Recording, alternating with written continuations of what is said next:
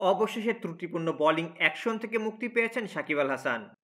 অবৈধ বোলিং অ্যাকশনের দায় থেকে তাকে মুক্তি দিয়েছে ইংল্যান্ডের লাভবরো বিশ্ববিদ্যালয়ের পরীক্ষার রিপোর্ট।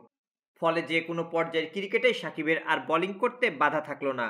বোলিং পরীক্ষায় বৈধতা ফিরে পাওয়ার পর বৃহস্পতিবার এক বিজ্ঞপ্তিতে বিসিবি জানিয়েছে, গত ৯ মার্চ ইংল্যান্ডের লাভবরো বিশ্ববিদ্যালয়ে বোলিং অ্যাকশন পরীক্ষা দেন সাকিব।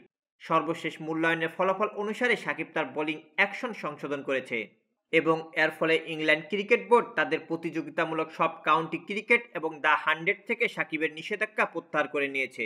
ইসিবি শিগগিরই নিষেধাজ্ঞা প্রত্যাহারের বিষয়ে একটি বিস্তারিত মিডিয়া বিজ্ঞপ্তি আকারে জানাবে। এর আগে গত বছর সেপ্টেম্বরে ইংল্যান্ডের সারের হয়ে ম্যাচে বোলিং অ্যাকশন নিয়ে প্রশ্ন ওঠার পর ইসিবি যে কোনো পর্যায়ের ক্রিকেটে সাকিবের বোলিংয়ের ওপর নিষেধাজ্ঞা দেয়। পরে লাভবরো ল্যাবেই প্রথম পরীক্ষা দেন সাকিব এবং অকৃতকার্য হন। এরপর চেন্নাইয়ের পরীক্ষাতেও দুঃসংবাদ পান তিনি।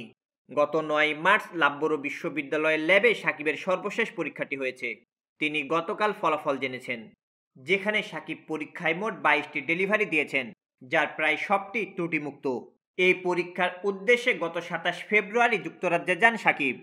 লন্ডনের কেনিংটন ওভালের কাছে এক হোটেলে ২ সপ্তাহের মতো থেকে সারে দলের সঙ্গে অনুশীলন করেছেন কিয়া ওভালেই। অনুশীলনে সাকিবকে সব ধরনের সহযোগিতা করেছে সারে। প্র্যাকটিস উইকেট থেকে শুরু করে বিশেষজ্ঞ কোচ, জিমনেশিয়াম, সাব লজিস্টিক সুবিধায় সাকিব পেয়েছেন সেখানে। অবশ্য সারেরও উদ্দেশ্য আছে তাতে। রাজনৈতিক কারণে দেশের হয়ে আন্তর্জাতিক ক্রিকেট থেকে নির্বাসিত সাকিবকে দলে পেতে চান তারা।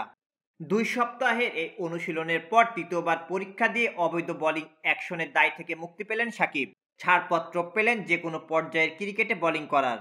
অবৈধ বোলিং অ্যাকশনের দায় থেকে মুক্তি পেলেও দেশের ক্রিকেটে ফেরার সুযোগ আবার তিনি কবে পাবেন সেটি অবশ্য এখনো জানা যায়নি। সাকিব বর্তমানে যুক্তরাষ্ট্রের পরিবারের সঙ্গে আছেন।